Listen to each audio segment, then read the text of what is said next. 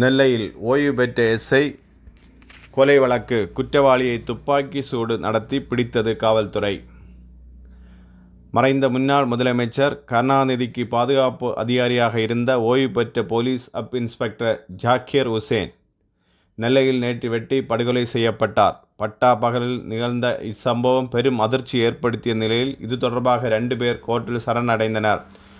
இந்த கொலை தொடர்பாக டவுன் போலீசார் வழக்கு பதிவு செய்து தீவிர விசாரணை மேற்கொண்டு வருகிறார்கள். இதனிடையே ஜாக்கீர் உசேன் உயிரோடு இருந்தபோது தனது ஃபேஸ்புக் பக்கத்தில் கிருஷ்ணமூர்த்தி என்கிற தௌபிக் என்பவரால் தனது உயிருக்கு ஆபத்து உள்ளது என்று வீடியோ ஒன்றை வெளியிட்டிருந்தார். இந்நிலையில் ஓய்வு பெற்ற காவலர் ஜாக்கீர் உசேன் கொலை வழக்கு குற்றவாளிகளான கிருஷ்ணமூர்த்தி என்கிற தௌபிக் துப்பாக்கிச் சூடு நடத்தி காவல்துறை பிடித்தது. நெல்லை ரெட்டியார்பட்டியில் பதுங்கியிருந்த குற்றவாளி முகமது தௌபிக் பிடிக்க சென்றபோது தலைமை காவலர் ஆனந்தை அவர் அரிவாளால் வெட்ட முயன்றார் சொல்லப்படுகிறது. இதனைத் தொடர்ந்து கிருஷ்ணமூர்த்தியை போலீசார் சுட்டு பிடித்தனர்.